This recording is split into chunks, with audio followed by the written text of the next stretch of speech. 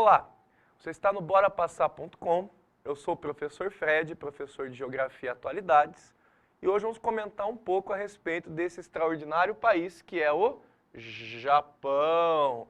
Vamos falar do Nippon, Japão, né? Coisa boa, adoro o Japão. E o Japão tem muita coisa para nos acrescentar aí em termos geopolíticos no mundo. Por quê? O Japão é um dos polos da nova ordem mundial. É um país desenvolvido que tem características importantes para serem refletidas por todos aqueles que queiram entender melhor a geopolítica atual. Então vamos lá? Vamos dar uma olhada nas características importantes do Japão. Tela cheia! Olha só que legal! Quando eu falo de pontos importantes sobre o Japão, todo mundo se lembra exatamente dessa primeira característica.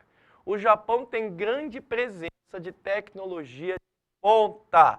Ou seja, eu falei lá no primeiro módulo de geopolítica mundial, falei lá no nosso primeiro contato, que um dos pilares para ser um país desenvolvido no século XXI é justamente estar participando da terceira revolução industrial.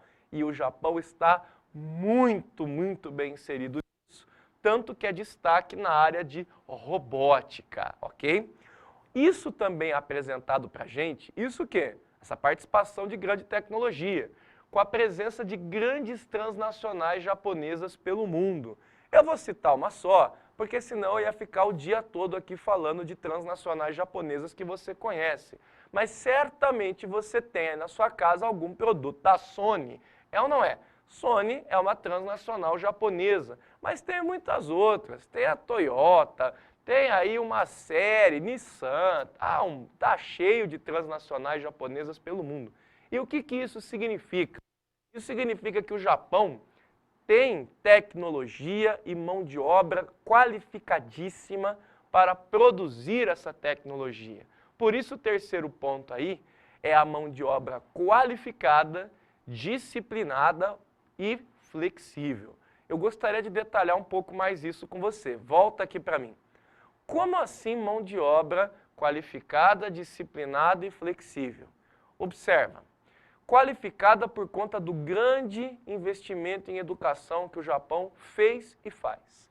O Japão começou a investir em educação lá no final do século XIX e começo do século XX, na chamada Era Meiji, uma era de modernização japonesa.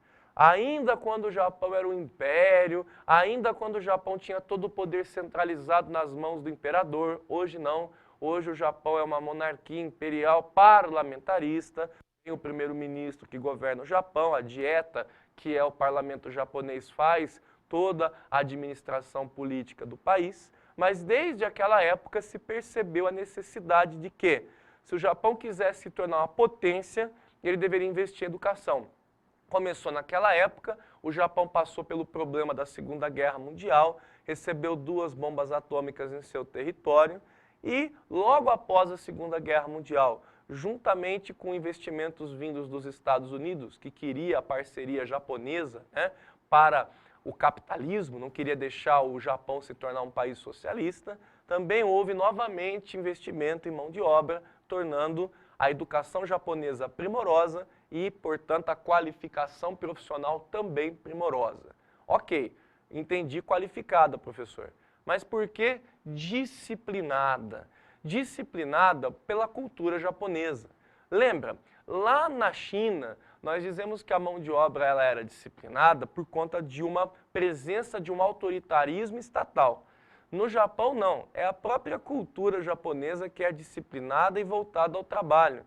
O japonês leva muito a sério qualquer atividade que faz, não existe corpo mole, não existe reclamação. Claro que existe negociação de sindicatos, existe tudo aquilo que no mundo ocidental ficou caracterizado. O Japão, apesar de ser um país oriental, tem muitas características ocidentais. Porém, a questão da disciplina da mão de obra é muito forte por conta da cultura.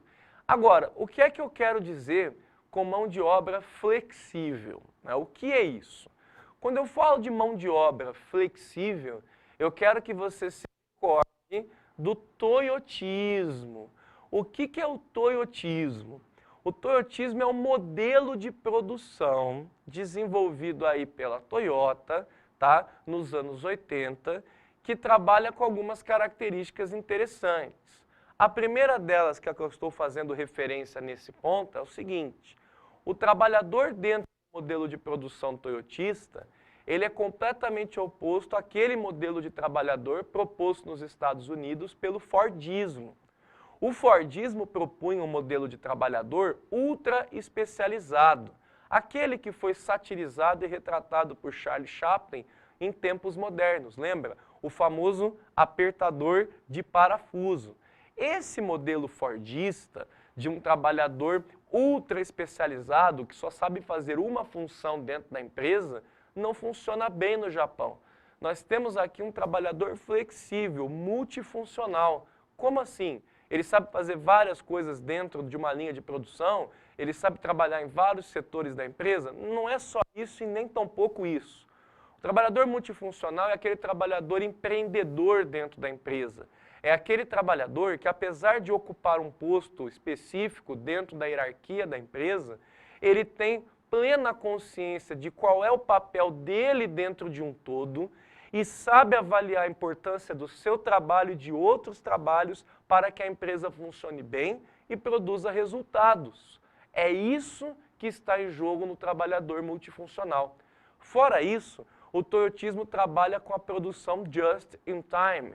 O que é a produção just in time? É a produção sob medida. O Japão é um país de um relevo muito recente, de uma formação geológica recente, tá? E por conta disso, é um relevo montanhoso com falta de recursos minerais. O Japão não pode se dar ao luxo, como os americanos se deram no Fordismo, de criar grandes estoques de mercadorias. Eles produzem sob medida, eles produzem just in time, sob demanda. Fabricam exatamente aquilo que vão vender. É isso que é o modelo de produção toyotista, um modelo voltado para o não desperdício, um modelo voltado para a produção exata daquilo que vai ser vendido. Fora isso, nós poderíamos lembrar você que o toyotismo trabalha aí com a obsolescência programada, ou seja, você já reparou que quando você compra um celular, uma televisão, um aparelho eletrônico, ele é muito bom, ele funciona bem até a garantia acabar. Acabou a garantia, o seu celularzinho começa a travar, você vai tirar foto, leva 58 minutos para aparecer a tela, o WhatsApp trava, tudo aquilo acontece. Aí você fala, entrou poeira ou foi mau uso? Nada disso.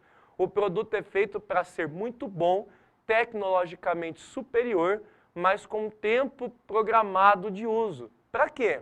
Hein?